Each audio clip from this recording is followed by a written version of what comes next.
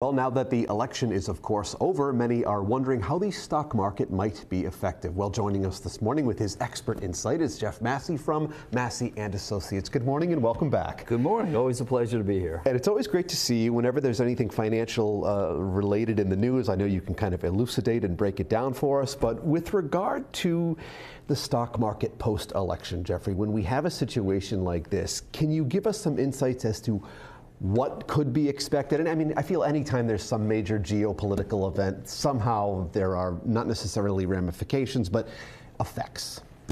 You know, we should position it by looking at what happens before the elections. You know, we always expect some volatility, which in August we did. We had a correction.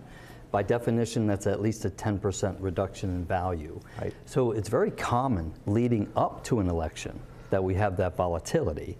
And then things kind of shift a little bit once the election's over, and then it's a whole different set of data that we look at. Right. I mean, it's obviously impossible to accurately predict 100% or to forecast everything that will happen, but we certainly do our best, right? Well, my crystal ball's been in the closet a very long time because nobody knows, never mind 100%. Half the time, you know, it's a 50-50 guess. Right. And when you look at the history of elections, it's almost a flip of the coin, whether a Democrat gets in or a Republican, as to whether the market goes up or not. So I did some research. After the 2020 election, a year later, the market was up 11.48%. After the 2016 election, it was up 4.64%. Okay. And then in 2012, it was actually negative 0.15%. Interesting. So it's just different times of the elections. There are so many different things going on. Oftentimes a president might beat their chest saying, oh, I got elected, look what the market's done. Right. But most often it doesn't really matter long-term who the president is. That might be sacrilegious to some people, but I mean, that's just the reality of the market. And I think as human beings, we tend to get caught up in whatever is happening at the moment. So I think it's just part of it is human nature, of course. Sure, emotions. And many think that the stock market works on numbers.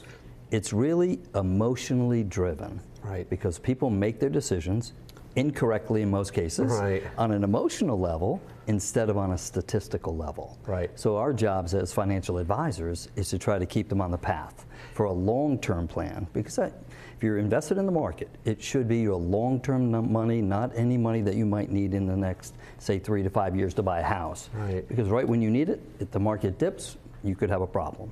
So it's important to just maintain your mindset.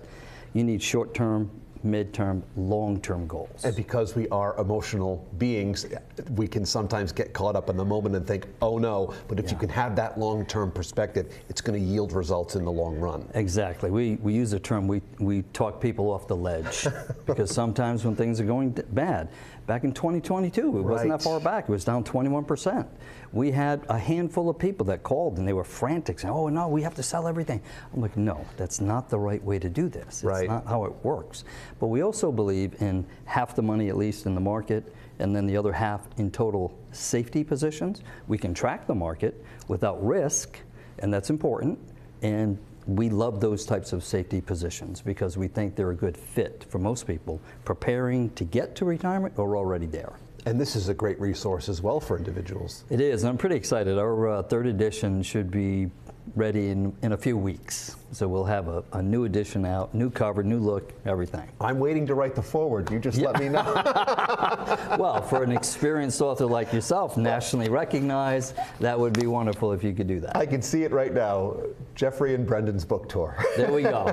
Always a pleasure, sir. Thank you, Brendan. And go Friars. Go Friars. Yes, sir. We're just chatting PC hoops before we went on the air. Great information as always. You can schedule a meeting with Massey & Associates online and get more information and links at roadshow.com.